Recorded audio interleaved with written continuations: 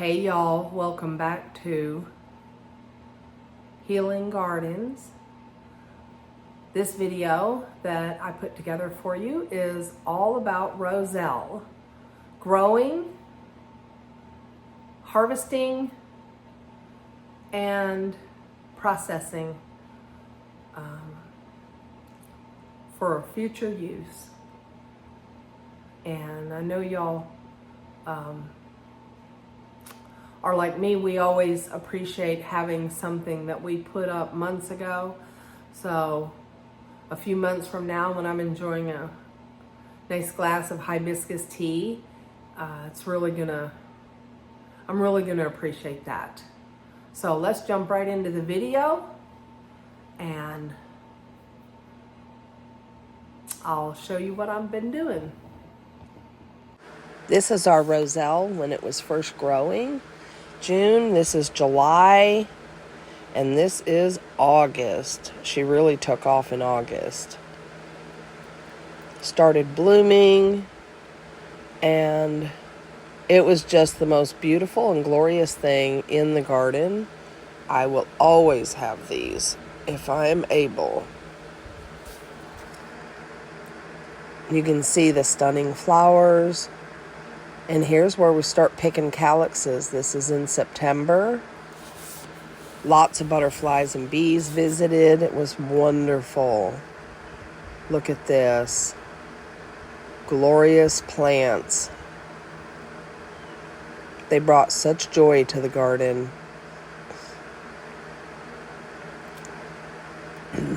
The different colors of the flowers, I had no idea that that was going to happen.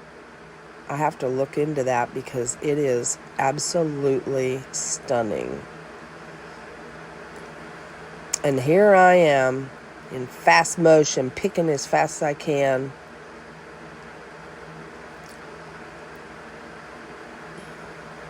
I finally decided it'd be easier to just trim the branches off and then sit down and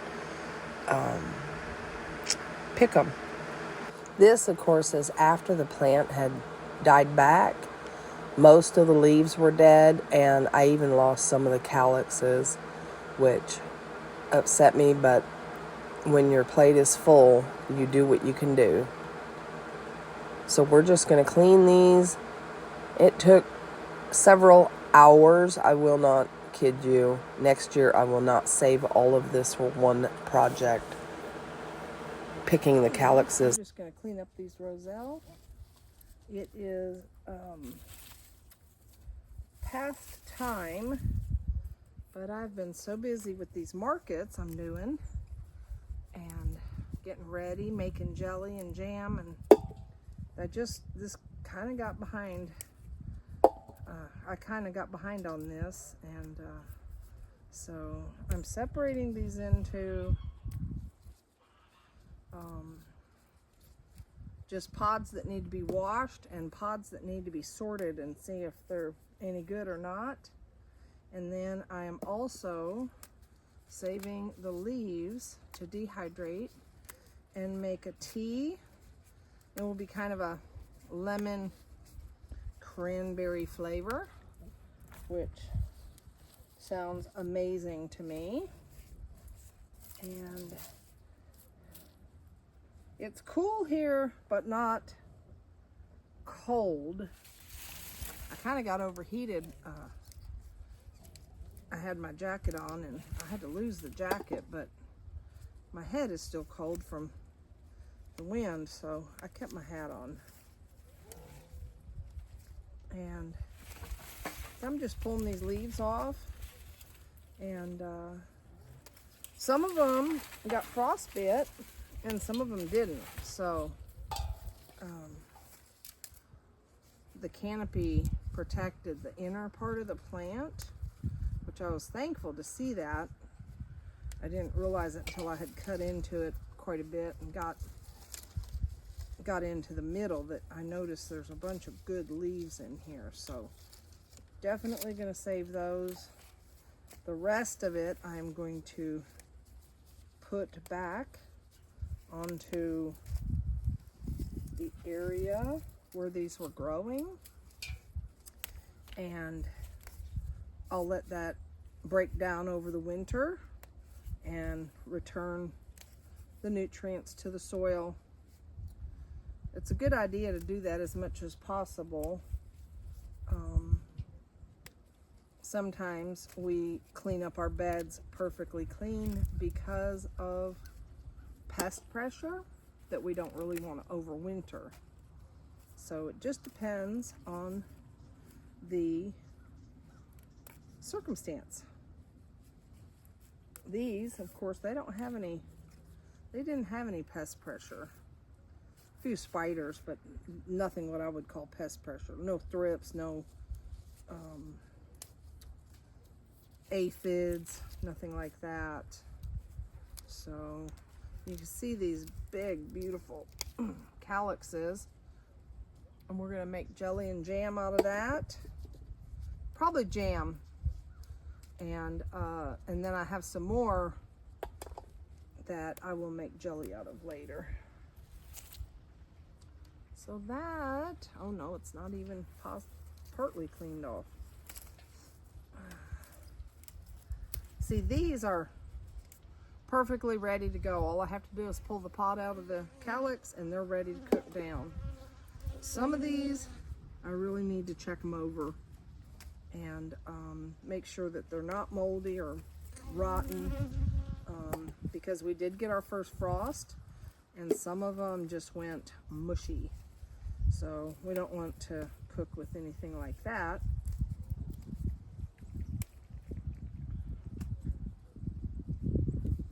So, but some of them are good, even though they look a little shrunken.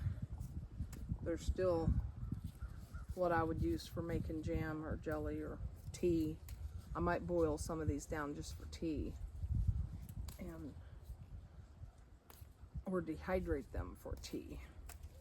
I would like to have a few jars in the cabinet for like a ready to drink tea.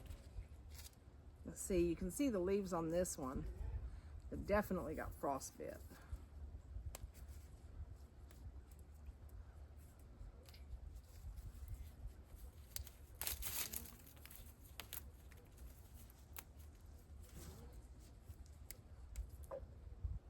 So this is a nice thing to do on a beautiful sunny day.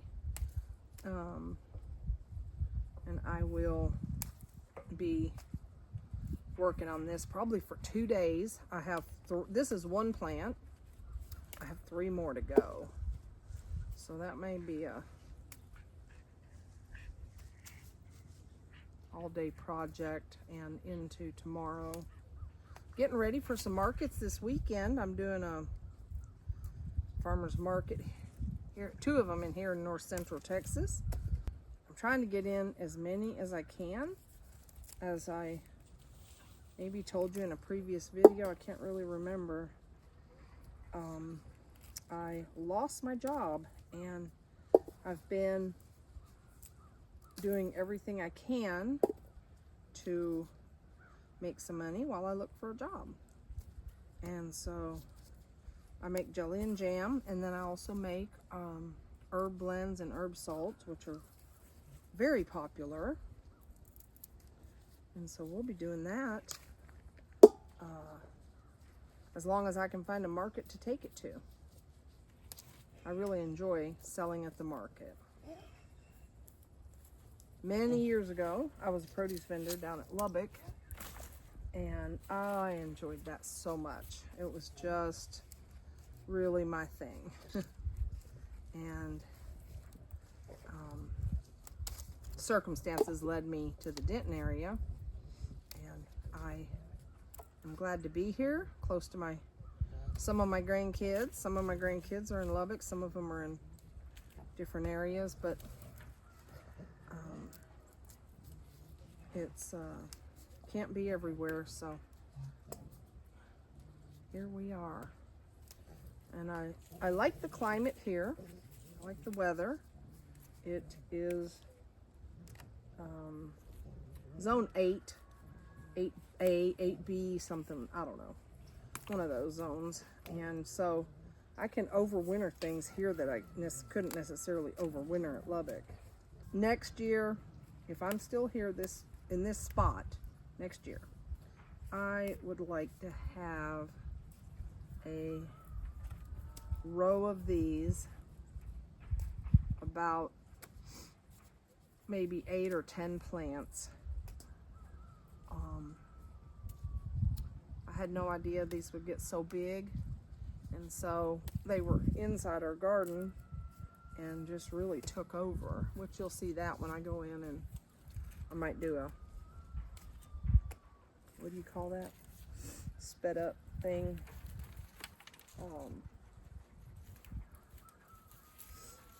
And show you a little bit of that.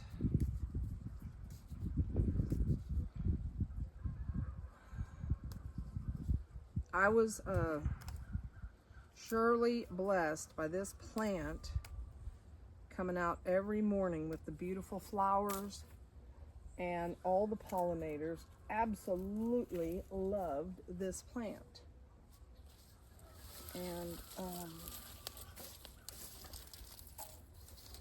I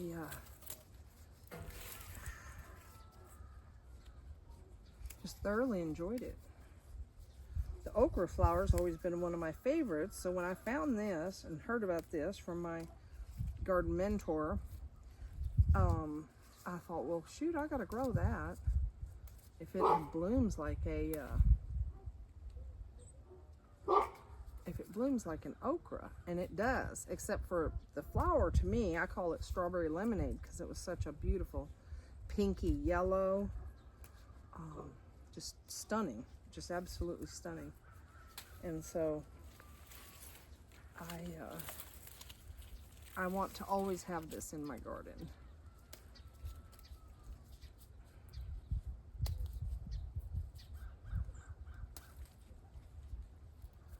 And I am wearing gloves because I did not wear gloves the last time I picked a bunch of these, and my hands were stained for over a week.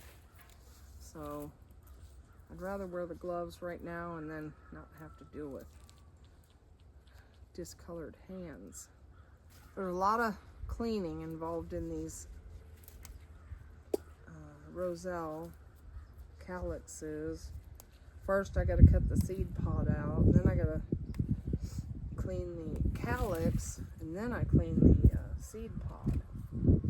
Let's see if that one's done yet. This is a large branch. I don't know why I didn't cut it down more. Ooh. There's still a lot of leaves on there. Get those off.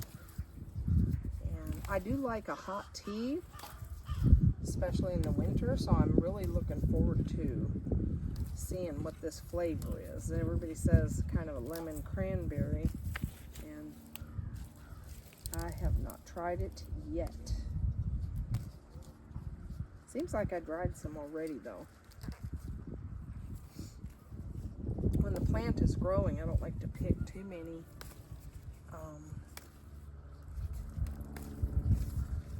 of the leaves, because they need the leaves for their growth and for protection, you know, from this Texas sun. So I don't like to steal too many of the leaves, but you can steal the leaves off these. You can steal the leaves off of beets, sweet potatoes, and I either eat the leaves, saute them, or just dry them and powder them, eat them that way. Caterpillars did not seem interested in this plant at all. Grasshoppers did not seem interested in this plant at all, which I consider that like a miracle plant if a grasshopper's not going to eat it.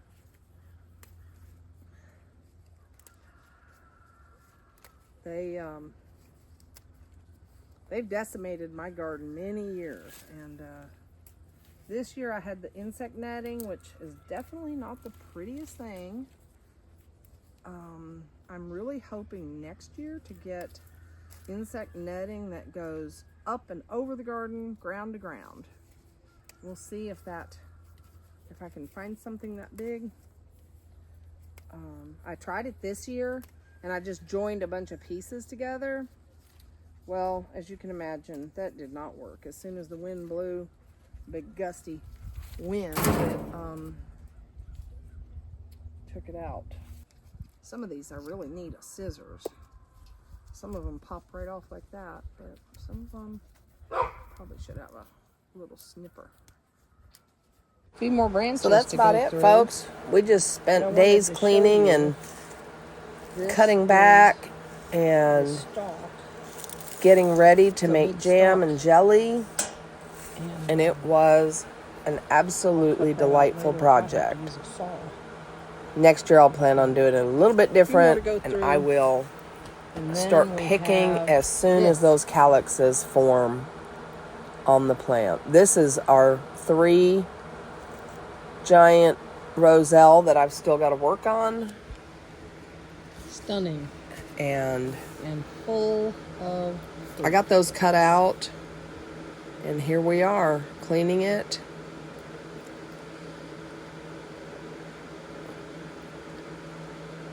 This Roselle is not hard to work with, and it makes its own pectin, so it made a really yummy jam.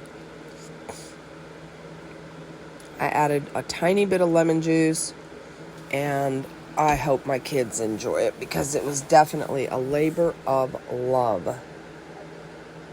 Look at that.